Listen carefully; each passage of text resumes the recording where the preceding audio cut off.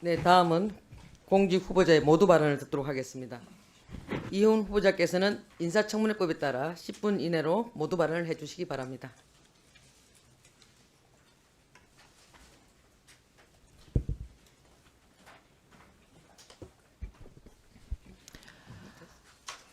존경하는 이미자 위원장님, 그리고 재정경제기획위원회 위원님 여러분, 저는 오늘 기획예산처 장관 후보자로서 막중한 책임감을 가지고 이 자리에 섰습니다. 먼저 청문회를 준비하시느라 애써주신 위원장님과 위원님 여러분께 깊은 감사의 말씀을 드립니다. 기획예산처 장관 후보자에 지명된 이후 저의 부족함에 대한 여러 지적이 있었습니다. 먼저 존경하는 국민들께 심려를 끼쳐 송구합니다.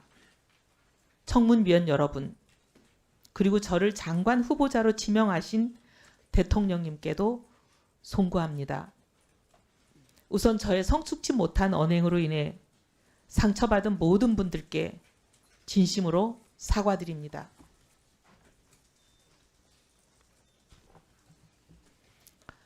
정책에 대한 집념과 결과로만 증명하겠다는 성과에 매몰된 외눈박이로 살아오면서 저와 함께했던 소중한 동료들에게 상처를 드린 점을 제대로 보지 못했습니다. 뼈저리게 반성합니다.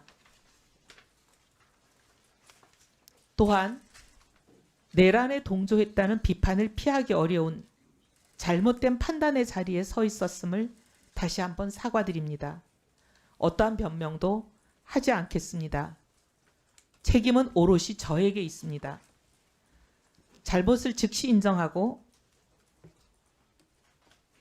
인정하지 못하고 무려 1년이란 긴 세월을 망설임과 침묵 속에서 흘려보냈다는 사실, 즉 이 늦은 사과가 그 자체가 또 하나의 잘못임을 분명하게 인정합니다. 제가 평생 쌓아온 재정정책의 경험과 전문성으로 국민주권 정부의 성공에 단 한 분이라도, 한 부분이라도 기여할 기회를 주신다면 저의 과오를 국정의 무게로 갚으라는 국민의 명령으로 알고 사력을 다하겠습니다. 장관직을 제안받고 깊은 고민을 했습니다. 통합과 협치의 필요성은 늘 제기되지만 지금까지 실질적인 성과는 없었습니다. 과거 여당이 소수당일 때는 통합의 손길이 세불리기로 오해받기도 했고 강력한 힘으로 뒷받침되지 못해 실질적인 성과를 내지 못했습니다. 그러나 지금은 거대 야당으로서 세불리기 자체가 필요치 않은 상황에서 나온 통합의 발걸음은 협치의 제도화를 향한 대통령님의 진정성으로 읽혔습니다. 진영 정치에 발목 잡혀 한 걸음도 앞으로 나가지 못하는 지금의 대한민국에 새로운 길을 여는 일에는 돌을 맞더라도 동참하겠다는 심정으로 이 자리에 서게 되었습니다. 국정은 진영의 것이 아니라 오직 국민의 것이어야 한다고 믿기 때문입니다. 그동안 소신을 접은 변절이라는 공격도 받았습니다. 하지만 저는 보수 진영에 속해 있었을 때도 꾸준히 그리고 가장 열심히 경제 민주화의 목소리를 내왔습니다. 최저임금법 개정안, 이자 제한법 개정안, 휠체어 금지법 등을 발의했을 때는 당을 떠나라는 숱한 공격을 받기도 했지만 이겨내 왔습니다. 시장 만능주의에 매몰되어 있는 보수가 아니라 진영을 넘어 오직 국민과 국익을 위한 실용에 방점을 두었기 때문입니다.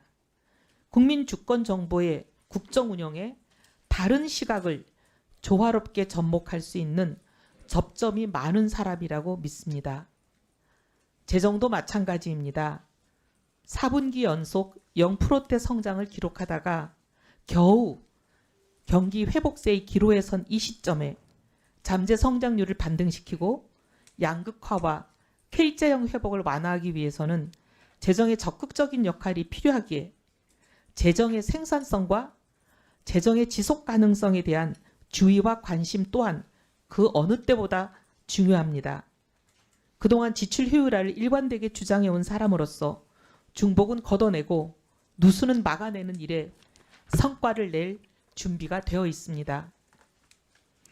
재정이 필요한 시점에 제 역할을 충실히 하면서도 데이터와 성과 분석에 기반한 재정 운영을 통해서 예산의 효율성을 극대화하는 똑똑한 재정을 하자는 것이 저의 일관된 지론입니다.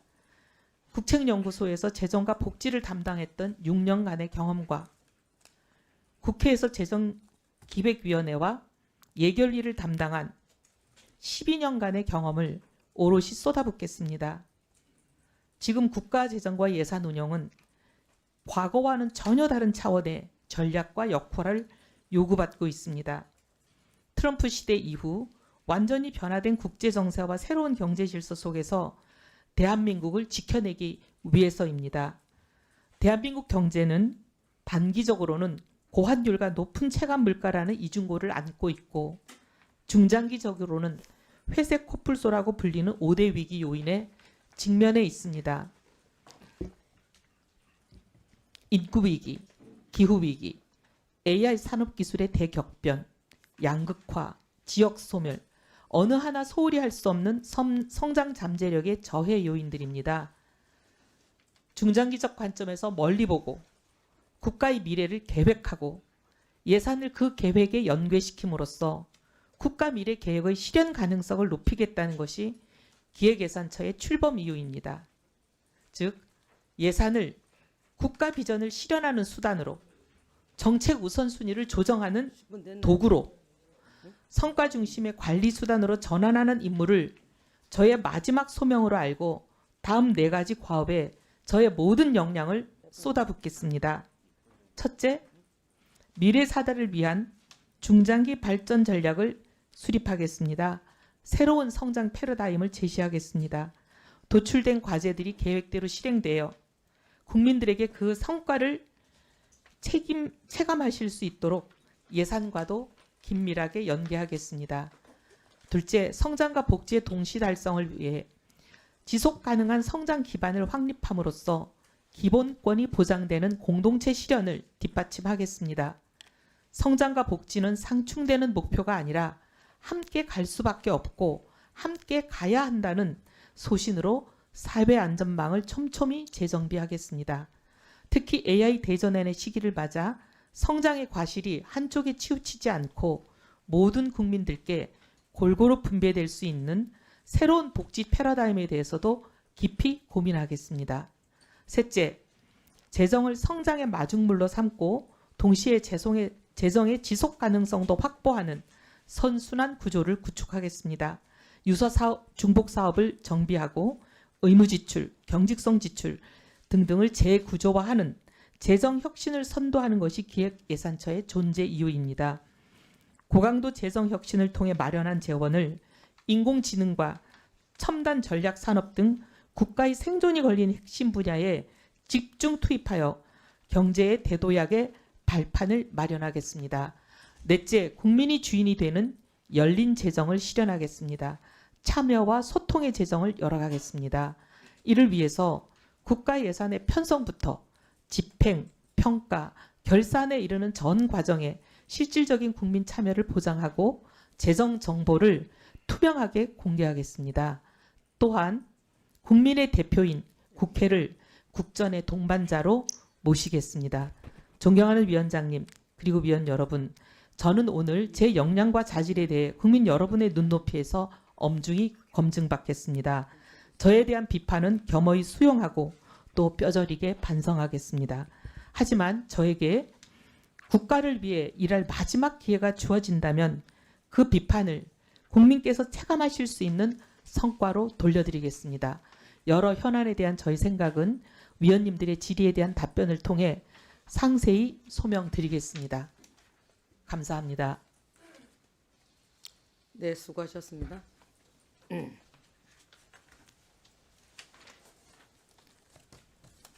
네, 후보자님, 수고하셨는데요. 제가 좀 이렇게 후보자님 말씀을 듣다 보니까 정책에 대한 진정과 결과로만 증명하겠다는 성과에 매몰된 외눈박이로 살아오면서 이렇게 말씀하셨는데 이 외눈박이라는 말이 한쪽 눈이 멀거나 이런 사람들에게 낮잡아서 하는 말이기도 한데 이 부분 수정할 생각 없으십니까? 네, 죄송합니다. 그 부분 생각 못했습니다. 수정하겠습니다. 이런 하나부터 후보자님의 태도가 보이는 겁니다. 다음은 후보자에 대한 질의 답변 순서가 되겠습니다. 질의와 답변은 일문일답 방식으로 하고 주질의 시간은 답변 시간을 포함해서 7분으로 하겠습니다. 순서에 따라서 존경하는 최은석 의원님 질의해 주시기 바랍니다. 예, 후보자님, 장남이 연세대학교 경제학과 몇 년도 입학했습니까?